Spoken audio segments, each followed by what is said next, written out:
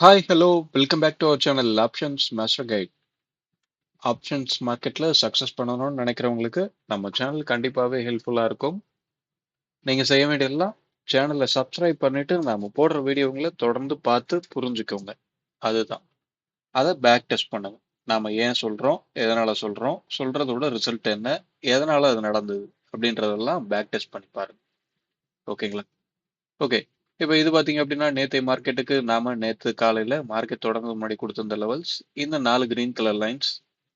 நம்ம அதை தாண்டி லெவல்ஸை தாண்டி நம்ம சொல்லியிருந்த விஷயங்கள்லாம் நடந்திருக்கா இல்லையா அப்படின்றத பார்ப்போம். மார்க்கெட் ஓப்பன் ப்ரைஸ் பார்த்தீங்க அப்படின்னா 26,132. நம்ம கொடுத்திருந்த R1 அப்படின்றது 26,135 இருந்தது. மார்க்கெட் கிட்டத்தட்ட அங்கே தான் ஓப்பன் பண்ணுறான். ஓப்பன் பண்ண உடனே ஒரு ஓப்பன் ஹை அப்படின்ற மாதிரி கொடுத்துட்டு ப்ரீவியஸ் டே ஹையில் வந்து சப்போர்ட் எடுக்கிறாங்க. நாம என்ன சொல்லியிருந்தோம் அப்படின்னா மார்க்கெட் 26,052 இதுக்கு மேல இருக்கிறதே மேல போக தான் வாய்ப்பு. அதாவது நாம சொல்லியிருந்த strike 26,050, previous day close price 26,052. So அதுக்கு மேல இருக்கிற வரையுமே மேல போக தான் வாய்ப்பு அப்படின்றத சொல்லியிருந்தோம். மார்க்கெட் எந்த அளவு ப்ரீவியஸ் டே ஹைல ஒரு சப்போர்ட் எடுத்திருக்கான், சப்போர்ட் எடுத்து டைரக்டா அவன் போய் ஒரு கன்சாலிடேட் மோட்க்கு உள்ள போன இடம் நாம கொடுத்திருந்த R1. நாம இந்த R1 அப்படின்றத வீடியோ காலையில மார்க்கெட் தொடங்குறதுக்கு முன்னாடி கொடுத்தாச்சு. இந்த ஓப்பன் பிரைஸ் மார்க்கெட் தொடங்கினதுக்கு அப்புறம் நமக்கு 9-10க்கு அப்புறம் தான் கிடைச்சிருக்கு. அதுதான் நாம கொடுத்திருந்த லெவல்ல கிடைச்சிருக்கே தவிர நாம அந்த லெவலை பேஸ் பண்ணி நம்மளோட லெவல்ஸை எடுக்கல. சரிங்களா? அப்படி இருக்க பட்சத்துல நாம நம்மளோட லெவல்லையே நான் கொடுத்திருந்தேன் இந்த லெவல்ல தான் சப்போர்ட் எடுத்திருக்கு அப்படின்றத தான் நான் எடுத்துக்கிறேன். அதனாலதான் அப்படி சொல்றேன். ஓகே. அந்த இடத்துல ஒரு நல்ல கன்சாலிடேட் அங்க இருந்து நல்ல ஒரு மெதுவான சின்ன சின்ன கேண்டிலாவே போட்டு நல்லபடியா மேல வந்துட்டாங்க. நாம கொடுத்திருந்த R2 அந்த ஏரியால ஒரு ரிஜெக்ஷன்.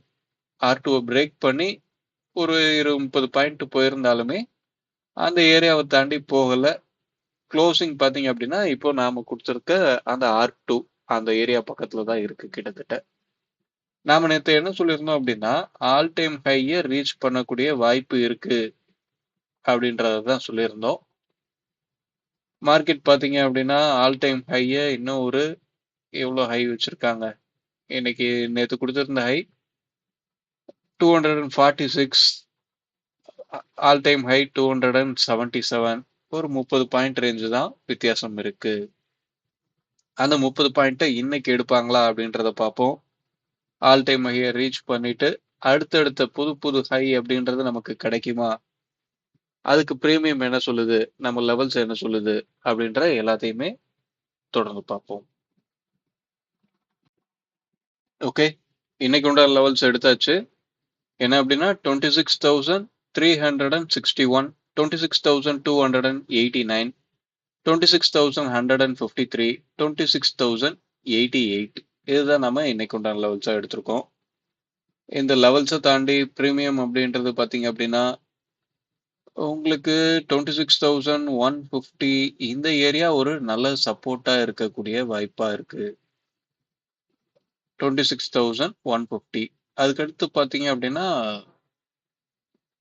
இந்த ஏரியா ஒரு சப்போர்ட்டாவா இல்ல ரெசிஸ்டன்டாவா ஆக்ட் ஆக போகுது. 26,150 இப்படின்றது மட்டும்தான் இப்போ வரையும் கன்ஃபார்ம் ஆயிருக்கே தவிர மார்க்கெட் 26,250 இந்த ஏரியாவுக்கு மேல நின்று பிரீமியம் சப்போர்ட் அப்படின்றது கிடைச்சாதான் அடுத்த அப்சைட் மூவ்மெண்ட் அப்படின்றது கிடைக்கும். இல்ல அப்படின்னா இருக்கிற இந்த ஆல் டைம் ஹைல ஒரு ரிஜெக்ஷன் வரக்கூடிய வாய்ப்பு அப்படின்றதும் இருக்கு. சரிங்களா? இத கண்டிப்பா நீங்க ஃபோக்கஸ் பண்ணிக்கணும். அந்த இடத்துல அந்த ஸ்ட்ரைக்குங்க 26,250 அந்த ஸ்ட்ரைக் என்ன மாதிரி ட்ரேட் ஆகுது அப்படின்றத பார்த்துக்கோங்க. மார்க்கெட் இப்போ நமக்கு க்ளோசிங் 192. நம்ம சொல்லியிருக்க 2 ஸ்ட்ரைக்குக்கு நடுவுல இருக்கான். ஸோ ஓப்பன் அப்படின்றது முக்கியமாக போகுது. ஓப்பன் கிடைச்சதுக்கு அப்புறம் ஓப்பன் அபோவ் ட்ரேட் ஆகுறாங்களா, ஓப்பன் பிலோ ட்ரேட் ஆகுறாங்களா அப்படின்றது ரொம்ப முக்கியம். அதுக்கடுத்து பார்த்தீங்க அப்படின்னா நேற்று லைவ் மார்க்கெட்ல இந்த இடத்துல ஒரு லோ செட் பண்ணும்போது சரி, இந்த லோவுக்கும் வீக்லி ஃபியூச்சரோட லோவுக்கும் பாத்தீங்க அப்படின்னா 4 பாயிண்ட் தான் டிஃபரெண்ட் இருந்தது. அது லைவ் மார்க்கெட்ல அந்த 4 பாயிண்ட் அப்படின்றது 10 பாயிண்ட் 15 பாயிண்ட் அப்படின்ற மாதிரி இன்க்ரீஸ் ஆகிறத பார்த்தேன். இப்போ க்ளோசிங்ல பாத்தீங்க அப்படின்னா நமக்கு 31 பாயிண்ட் டிஃபரெண்ட் வந்திருக்கு. ஸ்பாட்டுக்கும் வீக் ஃபியூச்சருக்கும் இருக்கிற டிஃபரெண்ட் அப்படின்றது 31 பாயிண்ட் பக்கத்துல இருக்கு.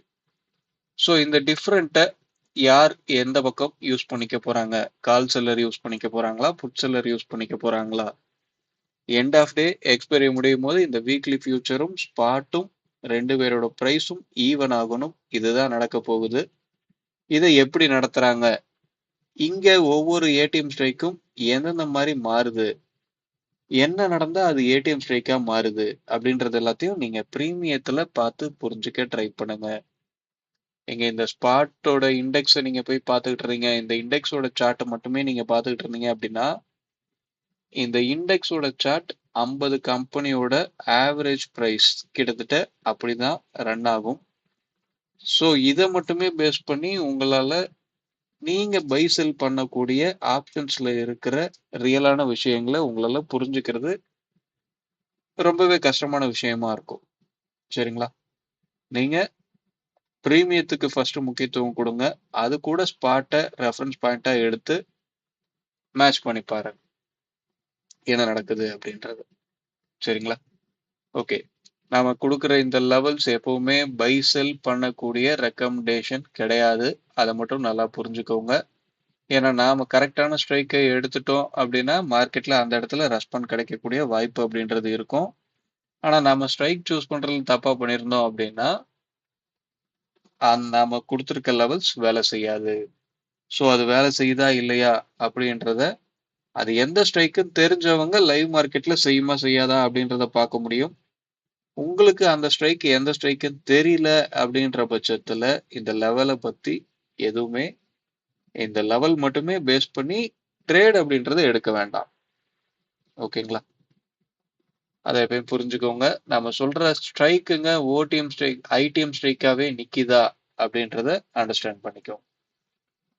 ஓகே. வீடியோ பிடிச்சிருந்தா லைக் பண்ணுங்க. ஆப்ஷன் ட்ரேடிங் பண்றவங்க நண்பர்களுக்கு ஷேர் பண்ணுங்க. மீண்டும் அடுத்த ஒரு வீடியோவில் சந்திப்போம். தேங்க்யூ. பாய்.